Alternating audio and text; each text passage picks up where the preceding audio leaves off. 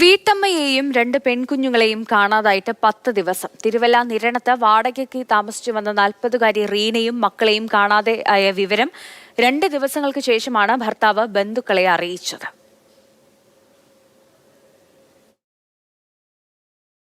ഭർത്താവിനെതിരെ മുൻപ് കുടുംബക്കോടതിയെ സമീപിച്ച 40-കാരി നിരന്തര കുടുംബ പ്രശ്നങ്ങളെ തുടർന്ന് വീട് വിട്ടു പോവുകയായിരുന്നുവെന്നാണ് കണക്കാക്കുന്നത്.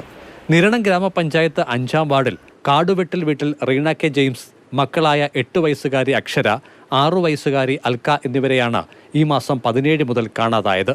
കടപ്ര കണ്ണശ സ്മാരക സ്കൂളിലെ 3-ാം ക്ലാസ് വിദ്യാർത്ഥിനിയാണ് അക്ഷര.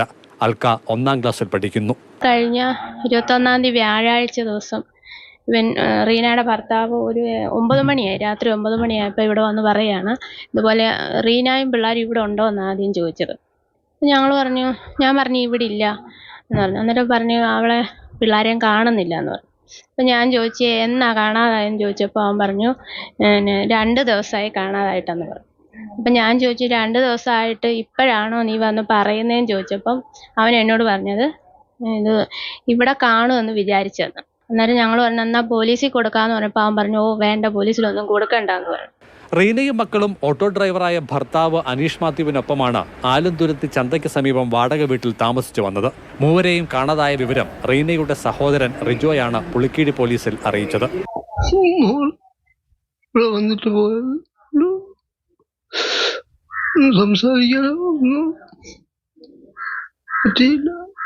കുടുംബക്കോടതിയിലെ കേസിന് പിന്നാലെ സമവായ നീക്കത്തിനൊടുവിലാണ് ഇരുവരും ഒരുമിച്ച് താമസം തുടങ്ങിയത്.